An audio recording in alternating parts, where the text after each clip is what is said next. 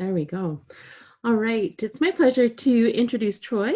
Troy Patterson is passionate about student learning, a previous teacher and Moodle school principal, and currently with the technology director of Dearborn Public Schools. He also hosts a long-running podcast called Middle School Matters with Sean McGurr. Troy's honored to have been awarded a particularly helpful Moodler badge over the past 2 years. He's married to a former teacher and has 2 smart, wonderful, and beautiful daughters. You can check out his thoughts at troypatterson.me, and I'll put that link in the chat as well. So welcome, Troy. We're really looking forward to your session on differentiation. Thank you very much. It's always good to see you, Solange, and Solange is absolutely wonderful as well. So she can answer a lot of questions as we move along as well. The course is set up so that you should have a lot of resources in there. And I've got a couple of things for you to start with. So the first thing that I'm going to ask you to do is just kind of let me know who you are. So there's a couple of questions there. It's like, what level do you teach? And if you could just click on that for me and go ahead and pick your appropriate level. We've got K-12, we've got college, we've got not a teacher. It gives me a little bit of a sense of who's here so that as I'm going through, I can try to make sure I address the people, the roles that we're looking for as well. So I appreciate that. The second thing that I'm going to ask you to do is I'm going to ask you to pick a group. And your group is either going to be adults out of order or unpaid library fines. You can pick either one. I wanted to create names that had no real attachment to them. But as long as we get a couple people that are picking different things, that will work well for the purposes of the presentation. So we've got that. And then the third thing is we have an introduce yourself. And this is something that can take a little bit of time. So I will give you a minute. This is a glossary activity. And when you click on it, you're going to click on add a new entry. And you can go through and add that in. I see Eric has added a wonderful picture. Wonderful, wonderful. Love the picture there, Eric. And then Sean McGurr has added in a couple of GIFs and a video as well. And you can go back and play around with that, and you may want to do that in a little bit as well. Again, if you have any questions, you can put them in the Zoom group chat, or you can use the messaging function in Moodle, either one. I'm going to take a look right now, and it looks like we have mostly K-12 educators, for those of you who have picked, and that is fantastic to see. As a K-12 or pre-K-14 educator. So I'm going to try to keep that. I will apologize if I say kids instead of students for the college people, because I tend to think of kids. Even though I work with adults, I work with teachers now, they're frequently kids at this point, just a habit. So let's take a look. The next thing that we have is what is differentiation? And this is a Woo chat, a Woo clap, I'm sorry, a Woo clap activity. So if you could click on the what is differentiation, this is step 4 in the course. If you could click on that and enter in, when you think of differentiation, what comes to mind? And that is hopefully you can see that as well. Options, yes. Organization, ooh, that's a good one. Learners' needs, meet choices. Let me, I'm going to share this one. These are the choices as they're coming in as well. So you can see that. Perfect, right on. Zone of proximal development. We have a Vygotsky fan, excellent. And that is right. And that is something that I think is going to come into play as well. Very nice, very nice. Okay, I am going to go back here. Perfect, and that's some of the things that we're going to talk about as well. When it comes to differentiation, there are two really magic buttons. And these magic buttons are right at that last block of things on the first row. So you don't have to click the, you don't even have to click the more tool. You get the tools right there. And these two are the microphone and the video. And here's why these can be so important, is these allow for options. They allow for differentiation. Frequently in teaching and in learning, we think of text. So we do a lot of text, and especially online, we do a lot of text, and that's where we're coming from. Kids frequently are very image-based. And as humans, we're very image-based as well. But these two tools can make it so that kids can have options and that you can differentiate for what you're doing and how you're doing it. And it makes it very, very easy. There actually are two more magic buttons, and those are the two next to them.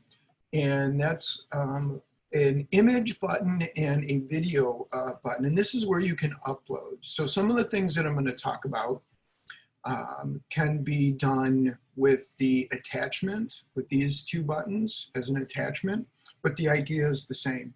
The real advantage to these two buttons here, the two magic buttons, is that these are built into Moodle.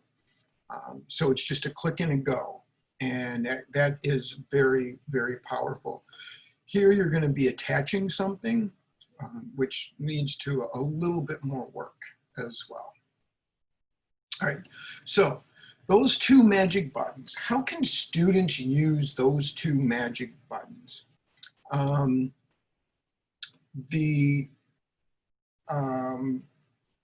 There's several ways. One of them is languages. For Dearborn, we have a large population of immigrants, a large population of people who speak other languages. We have 56 languages in Dearborn.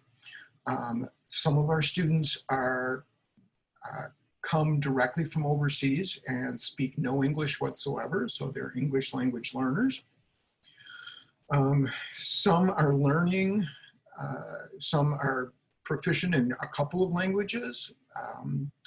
And so with that, if we want to know, not does the students, can they do this in English, but do they understand the concepts? So for science concepts, do they understand the science concepts? And this can lower that bar because a lot of kids are very, very conscious about typing, and some of them love to talk. And I'm a middle school, I love middle school kids.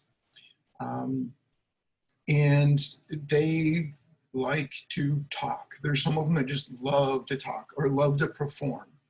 So one of the ways that students can use this is they can respond to questions, they can respond to things in a verbal way, and then I know that they understand that and they're more comfortable with that. One of the things with the kids doing that as well is they can edit. So they can say it and they go, no, no, no, no, that's not what I wanted to say. So they can delete that and they can try again. So they can attempt. And for a student who's learning language, this is really powerful because this gives them a chance to practice language as well. And that's one of those things that we frequently forget about, is that they need to practice language. Not only English language learners, but employers are telling us that they want kids, they want people to be very good with speaking and talking to each other. And this is a way for kids to practice that and to get that in so that it's a common thing as well. So having kids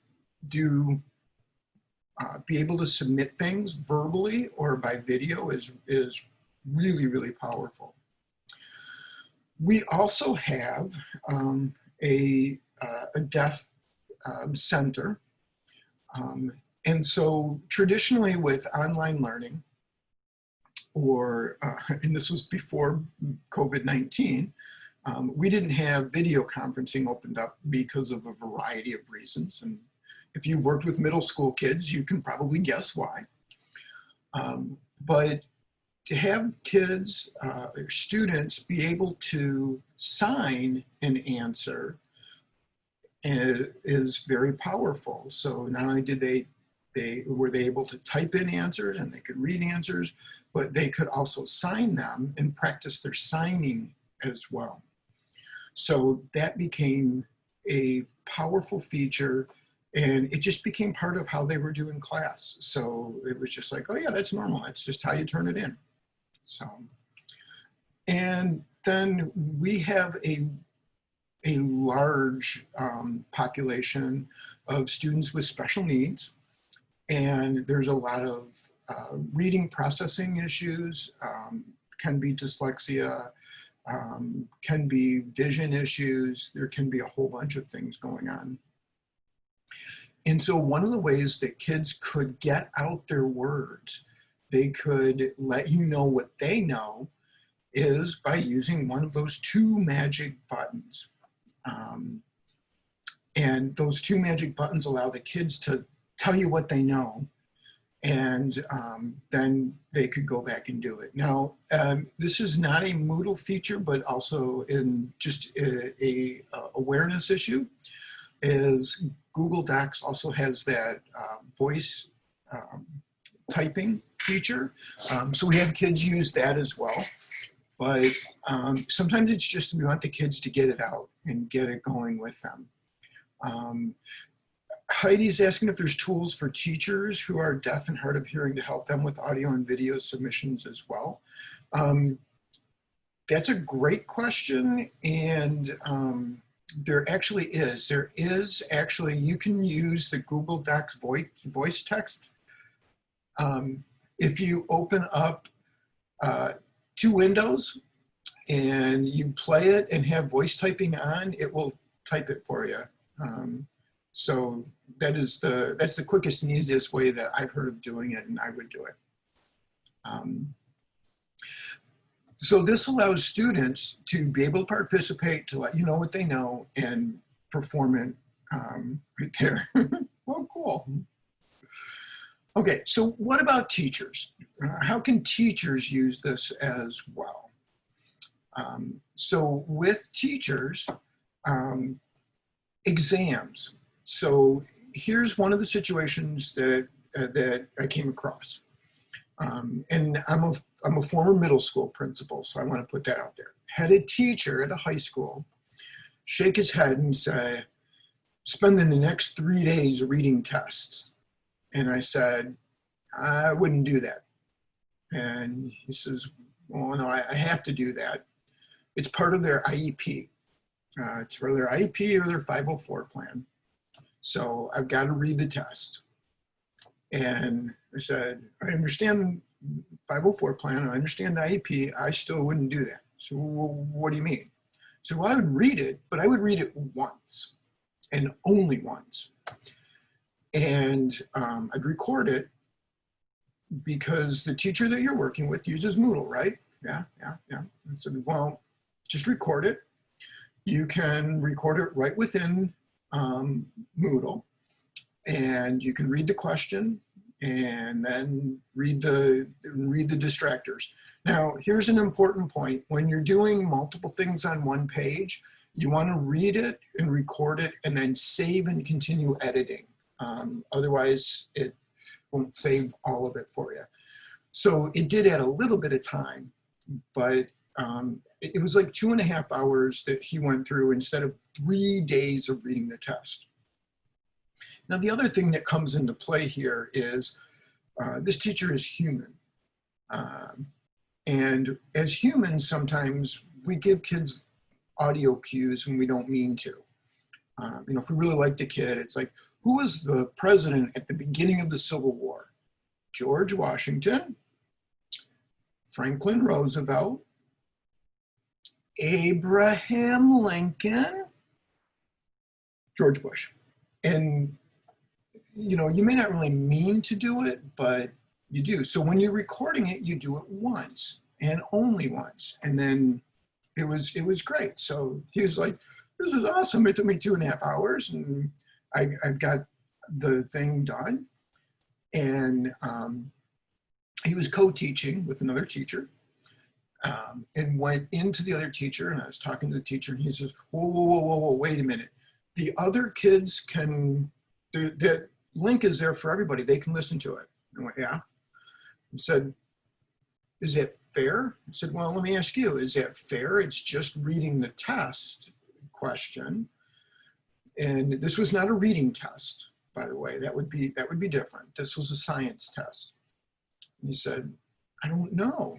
Not done it that way. I said, well, let me ask you something else. Do you have kids in the class who don't have an IEP or don't have a 504, but need additional help? Yeah, I got a couple of those. I know which ones those are, and sometimes I have Mr. So-and-so read that to him too. I said, well, here, now you don't have to. I said, yeah, but they can all see it. I said, well, all right, so let's take the next step here. Your high achieving students, how many of them are going to click on and listen to the test being read out loud? Because that's going to slow them down. So, okay. I said, and again, let me ask you the question. Does this change the test for anybody? Is this changing anything you're evaluating? Or is it just letting you find out what they know? And so he came back to me the next day. He said, you know what? I'm good with it. I'm absolutely all on board.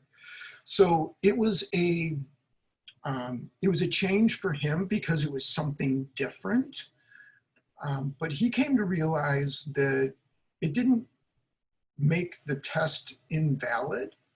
All it did was give all the kids kind of a level playing field. Now, again, most of them, I'm sure, did not click on the audio. But the kids they had that ability. They all had headsets. And then the other thing that it did is we are now not pulling those kids out of class. So what used to happen is you'd have all the kids taking the exam together, except, you know, these 6 kids would get called out and go to another room. So now they're being signaled that there's something different about them. Here now, they're taking the exam in the same room, same situation, same timing, same everything as everybody else in the class. So they felt like they were more part of the class than not. Again, we have teachers that speak languages, especially with our newcomers. And so in elementary school, we have several newcomer programs. And the teachers were able to provide information and record it in a language or in multiple languages in some cases, so that the kids had access to the material. And it doesn't mean they have to get pulled out. It means those kids can stay right with their class. They're listening, they're interacting, and they're part of it. So that became a powerful feature for the kids, and then they can respond as well. Okay, so so those are the 2 magic buttons. Any questions there so far? I want to give just a minute, because I do like to make sure that I'm meeting needs as much as possible. And that's one of the reasons that I wanted to know what level everyone was at so that I could continue on with that. So, okay, so where can you use these magic buttons? These magic buttons are available in many, many places. The assignment module, they are fully available. In quizzes, you can use them with the essay. Now, there's a couple of things. You gotta make sure you get the settings right for the essay in quiz. So you wanna make sure that the response options are HTML editor with file picker, and the text input is optional if you don't want them to have to type something in as well. And then I make it attachments optional as well. Some of the other quiz parts the teacher can use, but the kids can't respond to. So just be aware of that limitation. But if you get the settings right, quizzes are powerful. And we use quizzes for a lot more than just a traditional quiz as well. We use it for self-paced learning a lot of times. So because the kids can do things multiple times and that allows for some of our differentiation too. Workshop module, if you're not familiar with the workshop module and you do peer editing, get thee to a workshop module video because I'm a former language arts teacher and social studies teacher, and peer editing was a big part of what we did, and workshop module does that really well. Forums can be used by teachers and students, really powerful. Database, glossary, and wiki. And the glossary part, I'm a big proponent of the glossary as well. Now, there's a few pieces where only the teacher can use it, so you want to be aware of that. In the lesson module, the teacher can record and do that. Kids cannot respond. Questionnaire, same thing. Book, page, and label. So you can really use those labels and to provide opportunities for kids to know what's going on and give them options as well. There's a few places where it doesn't work, where it's just a no-go. Check additional plugins, because we do use Read Aloud plugin and it doesn't work there. It doesn't work in a URL, but that like totally makes sense, because why would you want it in a URL? One of the things that breaks my heart right now is it doesn't work on the feedback from a teacher on an assignment. We would love to have that available, because I think that's something that a lot of teachers are looking for. And then again, in the lesson, the students can't respond, and questionnaire, students they don't see the buttons to attach audio or video. So it doesn't work with that. So a few places that it doesn't work. But again, the audio and video is really super powerful, and letting kids express themselves in that manner is really cool. All right, so how can you use this? How can you also differentiate for students? And I'm going to give the example of how a bill becomes a law. And if you're in the Moodle course, if you would scroll down to how a bill becomes a law, and you get the chance to pick a group. Yeah, Dave, I'm just a bill too. I've got Mr. Bill right, I got Bill right here. So one of the things that I would do is I would go in and I would say, you know, we do the How a Bill Becomes a Law. We watch the I'm Just a Bill, I'm Only a Bill. I won't sing it for you. I promise I won't do that. But then the kids had the students had to prove to me how they knew that a bill became the law. So what I would do is I would give them 3 options. You can do this with a comic. So you're going to create a comic, you know, with panels, and we did comics several times. So I walked them through how to create a comic. There's a couple different sites that we use, like Make Beliefs Comic. And they could create a comic to show that they knew how to do that. Secondly, they could create, they could be part of a group that does a speech. So they're going to come up and do a presentation, or they could do a video. And the differentiation part was when they go in, they pick their group. And I set this up so, and I did it for this one. You can control how many students are in each one of those sections. So we have 5 people that have, most people want to do comics. We have 5 people that have picked comics. So if you've picked comics, the only session that you are going to see, and I'm going to switch over to the course here so that you can see this part. So this How a Bill Becomes a Law, I have 3 different assignments here, and you go into the one that you pick. So this is allowing the kids to differentiate for themselves. How do they want to tell me that they know how to do this? So those 4 of you that so far that picked How a Bill Becomes a Law comic, you would see that one. You would not see the speech or the video one. Somebody picked the speech, so they're going to be a group of 1 at this point, and they would do that. Now, when you're doing this, when you're setting this up, you can set how many people go into each one. So I'll show you this real quick. When you add in the group choice, you can see I've limited it to 50 for comics, 5 in the speech group, and 50 for the video group. So that way I have some control over how many are doing each one of these. But that means that the kids, again, get to pick. So it is up to them as to which way they want to do it. I do it once because I set it up, and I don't care which one that they pick, and they can pick and go through and take care of that. So it allows them to have some control over what it is they want to do and how it is that they want to show me that they are doing that as well. So that's the choice restriction.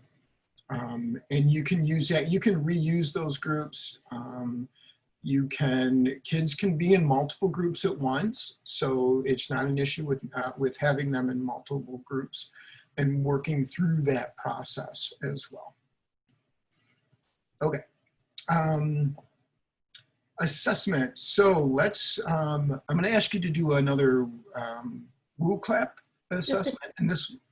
Just a quick question. Jessica is asking, do you do this with the standard choice activity? For this one, this is the group choice activity. So it just puts them into a group. So yeah, Jessica, that's how I do that. I like to use the groups because then it keeps it nice and clean. Maybe, but I've forgotten lots and lots of things. So the next thing that I would like you to do is to, when we talk about assessment, I would like to hear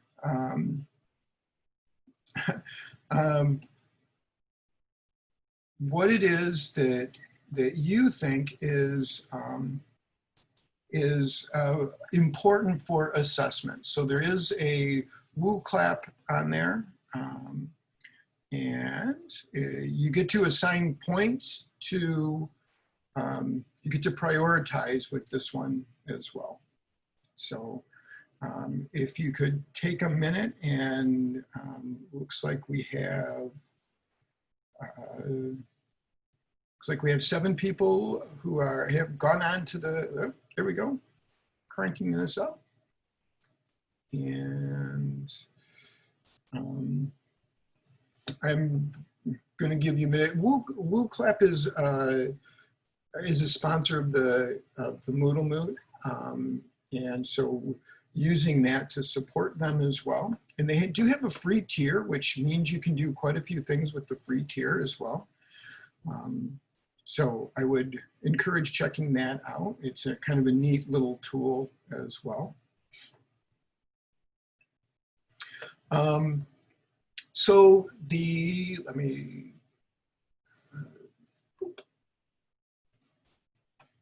I like to be as transparent as possible. And it looks like must allow the student to demonstrate what they know is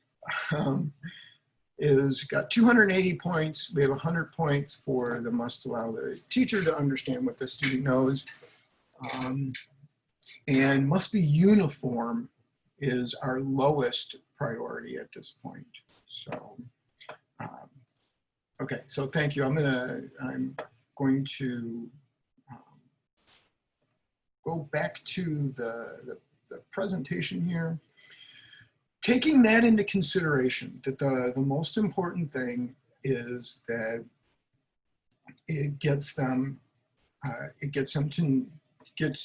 allows them to know what they want to do.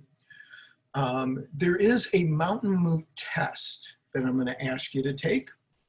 And this is going to be based on the group that you picked earlier. So you're either in the adults out of order or the unpaid library fines. So if you could go ahead and click on the Mountain Moot test for me, please.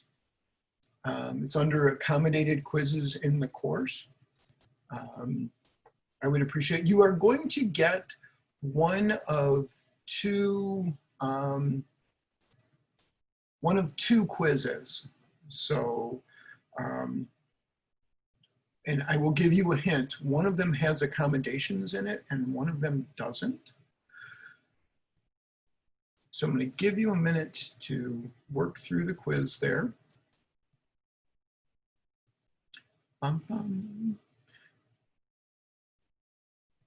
Yay, Sandra, she put in a picture as well for her glossary entry.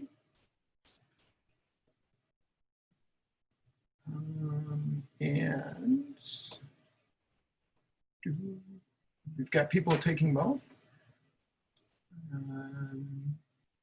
Oh, some of you are doing quite well on the quiz as well. Some of you must be experienced Moodle mooders as well. Okay. When you finish the test, you will note there'll be another test that will open up as well. And that's basically the other test. So here's some tips for doing an accommodated quiz. Number one is I add the hashtag A at the end of questions. That means that I can sort and it means I can find those questions easily. And it's right there in the name, so it gets me. I also add hashtag A to the tag. And that will allow you to do a couple of things. One is you can create a random quiz with that tag. And then it becomes very quick and easy to add them in. And then I use subcategories. Remember to use your question bank. And then these tips can help you with the random questions as well. So what I'd like to do is I want to actually show you what the test looks like. Let me make sure that I'm back on the, okay. I just want to make sure I'm on the right one. So be aware, by the way, that if you, a lot of teachers create a test by adding a quiz in and then adding questions. And then they duplicate that test. If you duplicate that test and then change the questions, you're going to change the questions on both of the tests. So one of the good habits is to get used to going to your question bank and creating the questions here. So you can just create a new question. But even if you create the questions at first with a quiz, you can still take them from here. So here's my Moot history questions. So what I did is I created these questions, and then I would come in and I would duplicate the question. And I'm going to show you subcategories as well. I duplicated the question. I added £A at the end. And then, so when I was adding it, I just added £A at the end. And £A tells me that I read the question. And then I also added a tag in down here, just #A for that. So that gives me a couple of cues. I know that this, by looking at the title, is accommodated. It's going to be read in this case.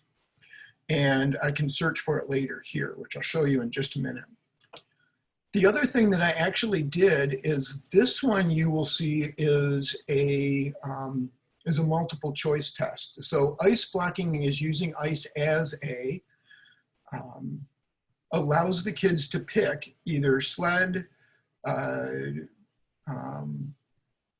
drink cooler, or sewing aid, and the last two are wrong. So the question ends up looking like this. So they have this as their question, right? They're picking, and they can listen to it, and then they go from there. So that's my accommodated question. Okay. Yeah, Sean tells me made that mistake. That was the duplicate the question one. So the original question here is different in two ways. Because you can make these open short answer quiz as well. But notice this one, there's no reading of the quiz. There's no reading of the quiz question. And under tags, there's no tags. Okay. So that means that I can look for these tags, which will be there. But then I also created a subcategory, and the subcategory just has these in there. So that means that I can get to this either by looking through my category. And again, this little button here tells you that you can search for subcategories, and I make my accommodated ones a subcategory. So that helps with that. Then the neat thing here is, I'm going to turn editing on real quick. When I create a quiz, so if I create a quiz here,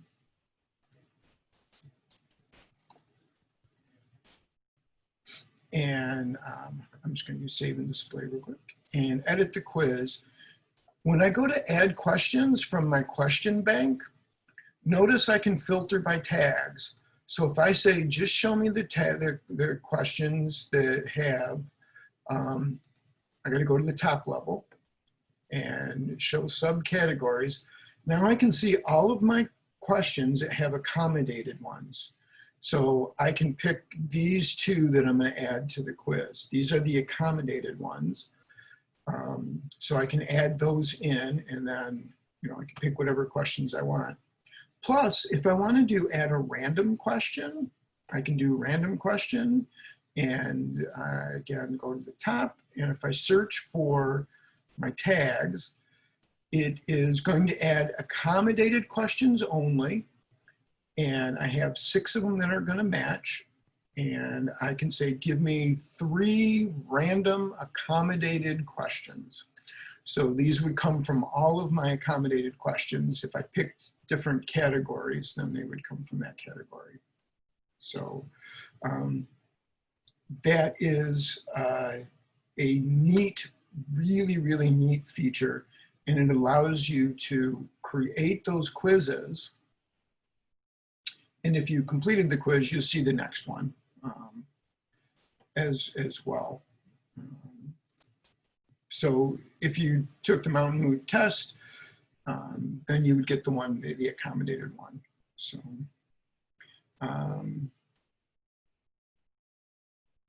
So, Dave, you do have to be a teacher to add in the quizzes. You should have a sandbox that you can you can use as well. And I did add some tips into the accommodated quizzes, which is the part of the presentation as well. The accommodated quizzes, you should see tests that you can take, so you see it as a student. Once you get to the teacher part, you want to play around with the, in your sandbox, you can add those in and just use those tips as well. So, okay. And that allows you to take a look at, to use those quizzes. So again, just in recap, make sure you use the question bank. And then if you create a subcategory and use #A, it allows you to keep those organized and use those tags as well, because that makes it easier to pick them. All right. The completion status is another way to differentiate for kids, because one of the things that you can do is if you set the completion status, you can make other activities contingent upon those being completed. Or completed with a certain grade. So what happens in that case is can be really good for extension activities. So if you go through and if a student goes through and completes one thing and they complete it with a 90%, then you can give them the option to do some other things as well. And that is a powerful way to help differentiate and be able to provide additional support and interest to kids, especially if they have feedback on what it is that they're doing and how it is that they're doing it. But using the completion does that. The other advantage to completion status is really organization. It keeps things much cleaner for kids, and it also lowers that cognitive load. So the amount of things that kids are looking at makes it a lot easier for kids who have IEPs or 504 plans as well. So you can take a look through there. All right, peer editing. This has been one of the things that I've been really big on. And one of the things for differentiation that comes into place here, peer editing, this is done through the workshop module. And the advantage from that is the teacher can assign editors. And this is really powerful. Again, we have a lot of newcomers, a lot of kids that are new to the country, and some of them come to us in middle school. And we had just the sweetest little girl, and she was very, very self-conscious about her work and what her work was. And she's new to the country. And you can, I mean, if you know middle school kids, they can be pretty overwhelmed. So one of the things that the teacher did was to make sure that the peer editors for this student were very, very kind and very gracious, and wouldn't provide information that was really going to be detrimental or hard for this kid to know or do as well. So you can take a look at that. If you're into peers writing, them giving feedback is really powerful. And then remember that you have a lot of restrictions that you can use. So when it comes to differentiation, you can set up multiple, you can set up an assignment, and kind of like I did with the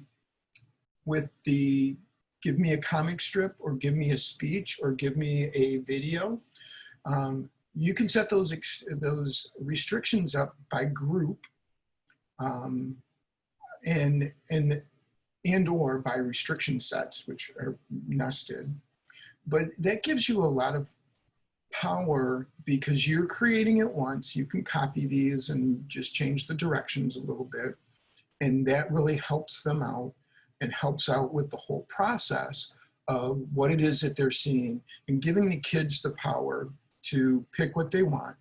Or sometimes you may know the kids best, and you can put them in groups and make sure that they're getting things that are at their grade level or their interest level or things that you want them to focus on. So, you know, in many cases, we will create a lesson that walks a kid through a variety of things. And then we may duplicate that lesson and change some of the verbiage so that it's much more friendly to the kid if they have a lower reading level. Sometimes we change it over to be a video instead of text, and sometimes we switch the language so that they're seeing different languages.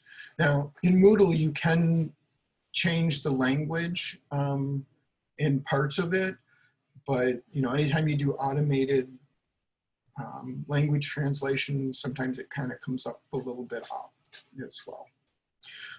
So don't be afraid to use the restrictions and those to help out. All right, so at this point, I appreciate everyone following along, and if you have questions, I'd love to hear questions. I see Solange is popping back in as well. So anything that I missed? I don't know if there are any other questions from the chat that we didn't get to, but you're welcome to unmute yourself and just hop on in. Troy, this is Jess. I always just love hearing what you do and all these things. I mean, I talk to you, once a month with our little Moodle group, and I've never seen some of these things. So I just think it's really cool, and I'm really impressed with all that work that you put into those different accommodations and pieces to allow for that easy work for students. I think it's so cool. Thank you. And I get things regularly from you as well, Jessica. These are things that, you know, quite frankly, I get from working with teachers. And for me, it's all about students. And it just makes it more accessible for students. And that's what I think we should be about. So, cool. I hope so. I just hope you got something that you can use. That's always my goal. I wish I could go back in time and have some higher education instructors that I worked with do some of the voice stuff, because there's a lot of proctored exams that have to be voice. And with one person working in the accessibility office at the university I used to work at, it just got crazy, her time commitment of just reading things aloud. So that was a really good tip. Yeah, and that was, you know, again, I've worked with middle school. I've worked with, I used to teach alternative ed as well. So being able to provide that for them and just being able to read it once, just really, really powerful. And again, the tip here is you got to save after you read, after you attach each thing. But when you click on that button, it just brings it up. Save and continue editing. So it'll save someone some frustration using that. So. Cool. Other questions?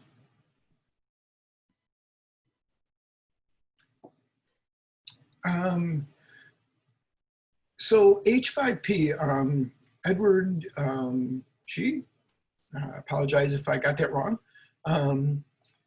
asked about H5P. H5P has a lot of really, really good things, and I almost added it in at the end here. The H5P's got a lot of really, really good tools. Unfortunately, I have not been able to play around with it a ton yet, but there are a lot of things in there that can help with differentiation. There's a new one, I think Sean McGurr is in the chat room as well. And there's one that's called Speak the Words, or Speak, that he's playing around with, which can help again with the audio. And I think it matches up their speech with, and it kind of grades it automatically. So H5P is one of those things that I'm real excited about, and I just haven't had time to play around with as much as I'd like to, but there are some really powerful things in there. And I know there was another session that was on H5P within the Moot. So that's the beauty of having these recorded. So you can go back and have a look at those. And I'm really grateful that we'll have this recording, because I know I'll be going back to watch some of the, the pieces as you went through. I think when we screencast and we get to see those step-by-step pieces, it really makes a big difference. So we've reached our time. I'm going to stop the recording, but thank you so much, Troy. This has just been an incredible session, and it's been wonderful to go into the Moodle course and see all the work that you've done and really, you know, bring these important points about differentiation to light. So thank you very much. I'm going to stop the recording, and I'll keep the meeting open if there are any other additional questions. The presentation is in the